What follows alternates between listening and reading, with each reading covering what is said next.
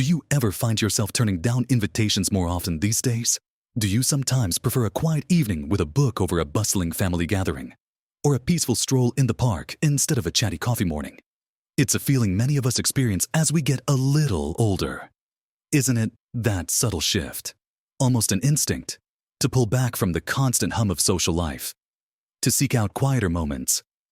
Perhaps you've even worried about it, wondered if you're becoming a recluse, or if there's something wrong with wanting more solitude. You might even feel a pang of guilt when you say no, or a little sadness when you realize your social circle isn't as wide as it once was. But here's the surprising truth for many. This isn't a sign of something broken. It's a natural, even healthy, part of aging. It's almost a secret language your mind is speaking to you. In this video, we're going to explore 6 fascinating psychological reasons why this happens, why that urge to withdraw sometimes feels so strong, and how understanding these reasons can actually help you live a richer, more fulfilling life.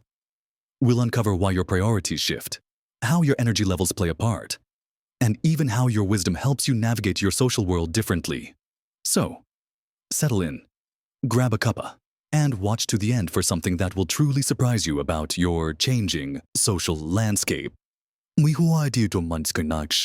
Let's dive right into the very first reason, one that's deeply rooted in how we choose to spend our precious time and emotional energy as we mature. As we age, our perception of time naturally shifts. When we were younger, time often felt endless, an open horizon stretching out before us. We might have chased every opportunity, socialized widely, and cast a broad net in our relationships, perhaps with a sense that there was always more time to deepen connections later. But as the years accumulate, that horizon begins to feel a little closer. This isn't a morbid thought. It's a profound psychological change, often described as socio-emotional selectivity theory. What it means, simply, is that our priorities become clearer. We become more selective, not less social. We start to prune our social garden, if you will, tending to the blooms that truly nourish us and letting go of those that simply drain our resources without offering much in return. You might find yourself valuing depth over breadth, preferring a heartfelt conversation with 1 or 2 trusted friends over a large, noisy gathering where you might feel overlooked or overwhelmed. This isn't about avoiding people altogether. It's about avoiding superficiality. It's about choosing quality connections that bring genuine joy, comfort, and emotional support. Think about it. A younger person might feel compelled to attend every social event for fear of missing out, or to build a vast network for career purposes. But as we get older, those external pressures often recede. Our focus turns inward, towards what truly makes us feel content and connected on a deeper level. We start to understand that our emotional well-being is precious, and we become fiercely protective of it. So, if you're finding yourself less inclined to engage in small talk with acquaintances and more drawn to meaningful interactions with those who truly get you, understand that this isn't a sign of social decline. It's a powerful act of self-care and a testament to your growing wisdom. You're not being antisocial. You're being discerning. You're recognizing that your emotional energy is a finite resource, and you're wisely investing it in the relationships that genuinely enrich your life, leaving you feeling fulfilled rather than drained. This newfound clarity often brings immense peace, allowing us to shed the burden of maintaining connections that no longer serve us, and instead, truly cherish those that do. Now, intertwined with this selective focus on meaningful connections is our second psychological reason for avoiding people more as we age, the natural decrease in physical and mental energy, and the increased need for rest. Let's be honest, getting older often means that what used to be effortless now requires a bit more effort. A full day of activities, even enjoyable ones, can leave us feeling utterly exhausted. Socializing, even when it's with people we love, demands energy. It requires listening, responding, engaging, and often navigating sensory input like noise and movement. For a younger person, bouncing back from a busy weekend might take a few hours. For someone in their 60s, 70s, or beyond, that recovery period can stretch into days. You might find yourself thinking, "That sounds wonderful, but I'll be absolutely wiped out for the next 2 days if I go." And that's a perfectly valid consideration. Your body is simply communicating its needs more clearly. It's not about being lazy. It's about managing a finite resource. If attending a large family dinner means you'll be too tired to enjoy your quiet morning routine or to pursue a cherished hobby the next day, you might instinctively choose the latter. This isn't a rejection of the people. It's a wise prioritization of your own well-being and a recognition of your body's changing capacity. We become much more attuned to our own rhythms, understanding that our energy reserves are not limitless. Honoring this need for rest allows us to be more present and genuinely engaged when we do choose to socialize, rather than pushing ourselves to the point of burnout. It's about being strategic with your social calendar, selecting engagements that truly invigorate you, or those that you can approach without feeling the immense pressure to perform or constantly be on. Embracing this natural slowing down is about respecting your body, not giving up on life. It allows you to protect your peace and ensures that when you do step out, you can do so with genuine enthusiasm, rather than a feeling of obligation or dread. It means saying no to some things, so you can say a more resounding yes to others that truly nourish your spirit and respect your physical limitations. Now that we've explored how our time perception changes and how our energy levels guide our choices, let's turn our attention to some of the more subtle, often unacknowledged, feelings that can influence our social habits as we grow older. This brings us to our third psychological reason, the increased value of solitude and inner peace. For many of us, earlier life stages were filled with external demands. We were raising families, building careers, running households, and often deeply involved in community or civic roles. Our days were structured around meeting the needs of others and responding to a constant stream of external stimuli.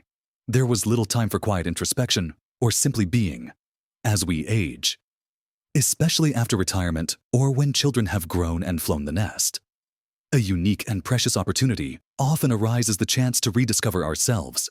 Solitude, for many older adults, ceases to be something to be avoided and instead becomes a cherished companion. It's important to differentiate solitude from loneliness. Loneliness is an unwelcome feeling of disconnection, a craving for company. Solitude, on the other hand, is a chosen state, a deliberate embrace of one's own company. It's a space where we can reflect, recharge, and connect with our deepest selves. You might find immense satisfaction in pursuing a long-forgotten hobby, spending hours lost in a book, tending to your garden, or simply sitting quietly with your thoughts, perhaps with a cup of tea, watching the world go by. These moments of peace and quiet become profoundly fulfilling. They offer a sense of calm and a deeper understanding of who you are, independent of your roles or relationships with others. After decades of external focus, this inward journey can be incredibly enriching. It's about being comfortable in your own skin, finding joy within, and not needing constant external validation through social interaction. This isn't about avoiding people because you dislike them. It's about actively seeking the profound sense of peace and self-discovery that quiet time can provide. It's a sign of maturity and self-acceptance, a profound shift from doing to being. This deliberate cultivation of inner peace allows you to approach any social interactions you do have from a place of fullness. Rather than needing them to fill a void, you might find that your desire for social engagement becomes more authentic and less about obligation, because you've already found contentment within yourself. It's a beautiful evolution, where quiet moments become powerful sources of rejuvenation, leaving you more grounded and appreciative of both your internal world and the external connections you choose to foster. Our fourth psychological reason often goes unsaid, but it significantly impacts social comfort as we age. Sensory challenges and accessibility issues. Let's be frank, our bodies change as we get older. Common age-related shifts, such as hearing loss, vision impairment, and mobility challenges, can transform what used to be simple social outings into formidable obstacles or even sources of stress. Think about a bustling restaurant. For someone with even mild hearing loss, the cacophony of background noise, clinking cutlery, distant conversations, music can make it incredibly difficult to follow the thread of a single conversation. It becomes an exhausting exercise in straining to hear, often leading to misunderstandings or simply giving up trying to participate. This can be profoundly frustrating and isolating, making future invitations to similar venues feel less appealing. Similarly, Declining vision can make navigating dimly lit places, reading menus, or even recognizing faces across a crowded room a real challenge.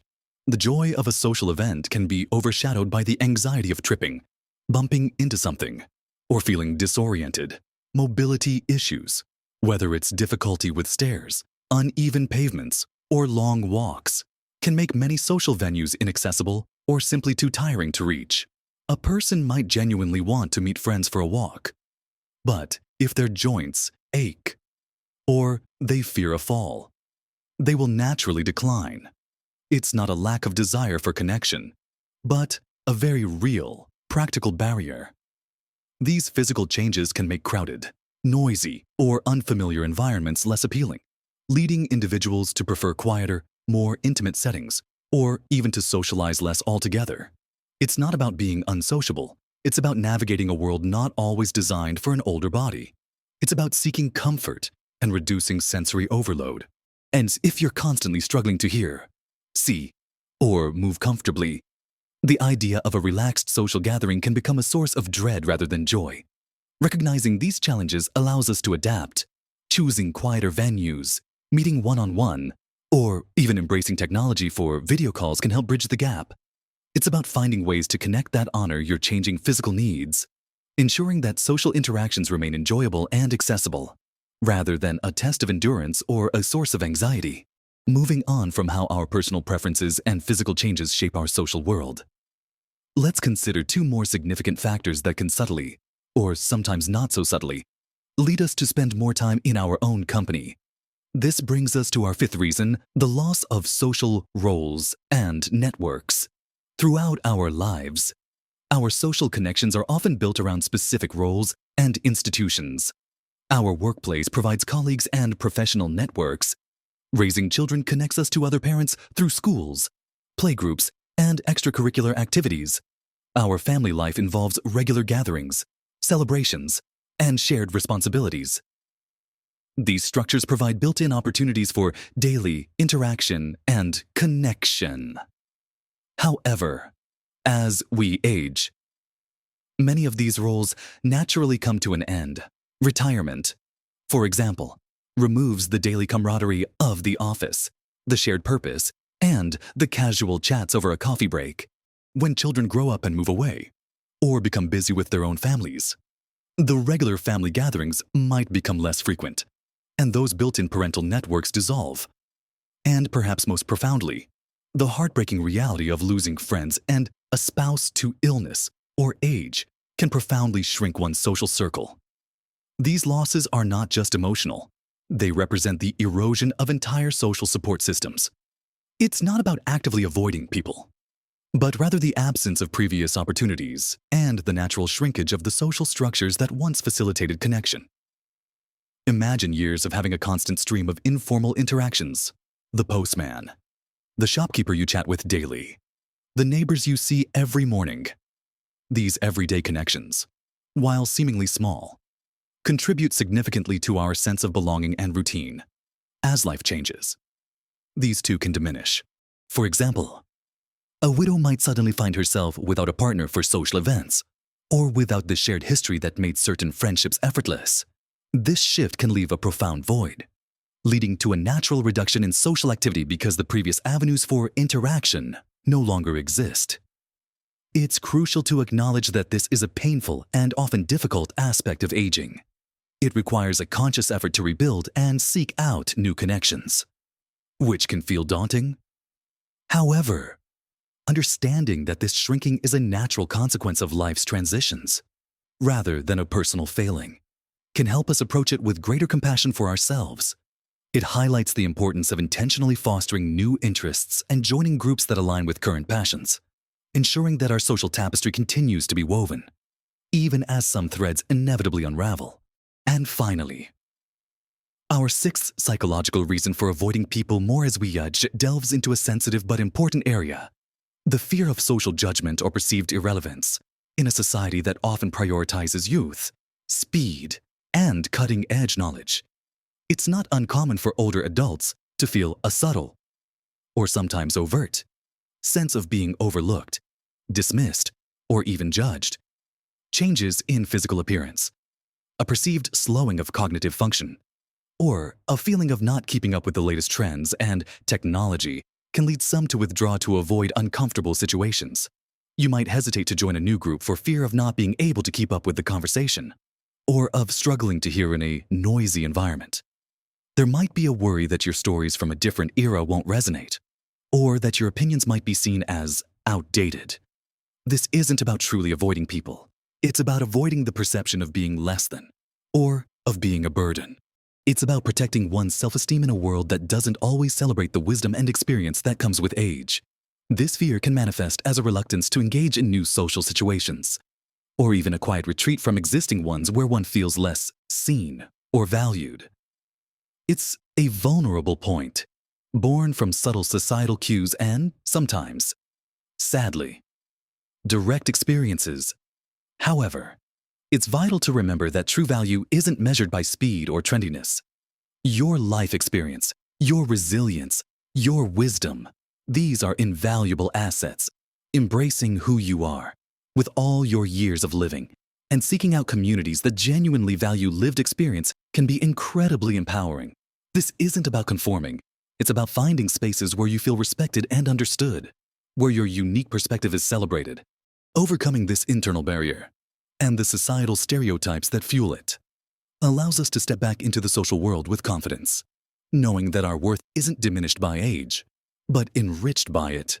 So, we've explored 6 profound psychological reasons why you might find yourself avoiding people more as you age, from prioritizing deeply meaningful relationships over superficial ones, to wisely managing your natural energy levels, from embracing the profound joy of solitude and inner peace, to navigating the very real challenges of sensory changes and accessibility, and from adapting to the natural loss of old social roles, to bravely overcoming the fear of social judgment and embracing your inherent relevance. Remember, this journey into understanding why you might be avoiding people more isn't about judging yourself or feeling like there's something wrong. It's about gaining clarity and compassion for your own evolving needs and preferences. It's about recognizing that your desire for quiet, for deeper connections, or for careful energy management isn't a flaw. It's a testament to your maturity, your self-awareness, and your growing wisdom. Small, intentional changes can make a big difference. Perhaps it's choosing one-on-one coffee dates instead of large gatherings, or finding online communities that suit your current comfort levels. It's about finding the balance that feels right for you, a balance that honors your evolving self. We'd love to hear your thoughts on this. Have you noticed these shifts in your own life? What strategies have you found helpful for managing your social energy or seeking out meaningful connections that truly nourish you? Share your experiences and your invaluable wisdom in the comments below, because your journey can illuminate the path for so many others in our community. If this video resonated with you, please give it a thumbs up. It really helps us reach more people who might benefit from this message. And don't forget to subscribe to our channel for more insights and guidance on living your best life at every age. Your support helps us continue to create content designed just for you. Remember, growing older is a profound journey of self-discovery, and understanding these shifts empowers you to live a life filled with purpose, peace, and the connections that truly nourish your soul. Embrace your evolving social landscape and live your best life every single day.